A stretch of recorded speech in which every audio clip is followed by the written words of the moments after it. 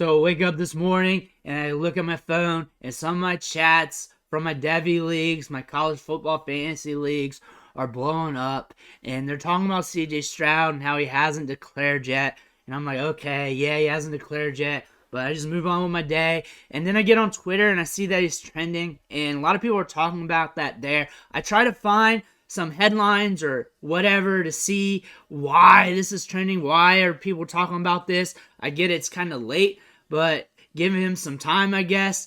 But I'm looking through things, trying to think things out, and the fact that you could get some NIL money to stay, or the potential that you can go to NFL draft and get that bag. I think either is a good decision for him. But honestly, just looking at his stats here from last year, just pulling those up, 3,600 passing yards last year, 41 touchdowns this year, 44 touchdowns the year before. Pretty solid. Looking through his game log from last year, and there are some up and down moments. I'll give you that. There were some up and down moments, and there are things that need fixed. Like we even saw that against Georgia. There were some plays where he could have stepped up in the pocket, some footwork on the throw, throwing off his back throw on like one pass or two. Not much. But there are some things that he may think he needs development on. But overall, when I think about him, I think he's pretty good to come out. I don't see too much. Like, there are some instances, but you're going to get that with a lot of young quarterbacks because, one, they're young, two, they're in college and they're playing the game. And the thing is, like, his upside is pretty up there. This guy slings the ball downfield. He can really thread it. He's made some big throws. He's had some big moments. He's had some down moments as well. A lot of other quarterbacks has had that. We're going back here to 2021 looking at this. 484 yards against Oregon and that loss in week 2. That was a devastating loss for the Buckeyes there. 406 yards against Maryland. 266 against Indiana. Against Michigan last year. Completed about 70% of his passes for 394 yards. Finished the season last year in 2021 with 71.9% completion rate. He's not a running quarterback, if you notice that. Some people have not paid attention to that. They're just now diving into what he is. But he's a very good pocket passer. He's good at moving around the pocket. There are instances where it collapses on him, but I think that's everybody. You need to deep dive that a little bit more. I would say from watching every Ohio State this year, because I am a Ohio State fan, he's a prospect that you want to double check up on when it comes to the film. Like, you really want to find those analysts who are very good at studying the quarterback position. That is not my strong suit. I'm more of running back, wide receiver. I'm pretty good at that. Quarterback is a position you really need to look at with the fine jeweler's glass on. I mean, a play should take you about a long time. Like, you got to study the coverage, you got to study where the route's supposed to be, the timing, then look at the mechanics and everything else. Looking here at the game logs, there ain't really too much to look at here. I can't really just go over film because YouTube does not like that.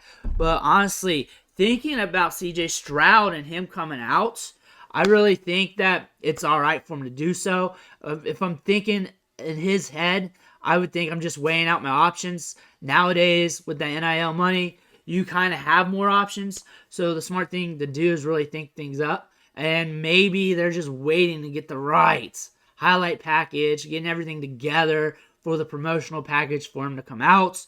I'm not sweating it. I think either is a good decision for him because at Ohio State, you got good wide receivers there. You got Eazy-E and Marvin Harrison. You're getting Brandon Inns coming in. You got some stuff there.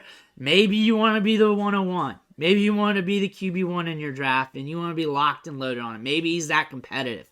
Or maybe he's ready to go, waiting for the highlight package, waiting for everything to be perfect, and he's just looking at these other options that are coming his way. There's a lot of things there, but just judging his game from what I've seen over the last couple of years, I think he's good to go. I think he's a good talent for this draft. I don't think he's spotless, though. I don't think he's a generational talent, but he has the arm strength. He can make NFL throws. We've seen that. We've seen that in the Georgia game. We've seen that a lot of times during his career at Ohio State. I think he's good to come out. But there are some things that needs fixed up. But that's with most quarterback prospects, especially if you look at them with the fine jeweler's glass on. You'll find something on everybody. You can see some stuff with Stroud, but they're minor. They're not all the time. And honestly, if he gets in the right situation with the right developmental team and they're patient with him, everything should rock and roll with him. And the draft capital is pretty much set in stone. We know it's more than likely him being a top 10 guy at this point, but maybe he wants to be top 5 automatic. Maybe he wants to be top 3 or the 101, and maybe it feels like he could do that, and he's going to risk going through next year potentially and going through that whole year risking getting hit wrong or anything like that, getting an injury, impacting draft capital because he knows he's that good. Maybe he's that type of dude. Maybe that's it. I don't know, but I think he's good to come out now. I think either decision's good because you are getting a bag to stay if you do. You are getting money. But honestly, from watching him play, I think he's good to come out. I think he's good to go. I'm looking forward to really studying him a lot more, studying his game, because I've watched him play all year, all last year, seen some of these games 2 or 3 times as well, and I think he's good to go. I think he's got enough goods to get it done at the NFL level, and it's if he can take a step forward. But I think he's a good prospect for the NFL draft, and I think he's good to go for the top 10. But let me know your comments below. I just thought this was interesting, so I've decided to jump on camera, talk about it a little bit. I don't really have anything new to bring up. I don't really have any news. It just ain't that type of video. Just wanted to see what's going up, but there's no headlines that I'm seeing. I saw one about him potentially getting like a $4 million NIL deal, which doesn't make sense because getting drafted in the top 10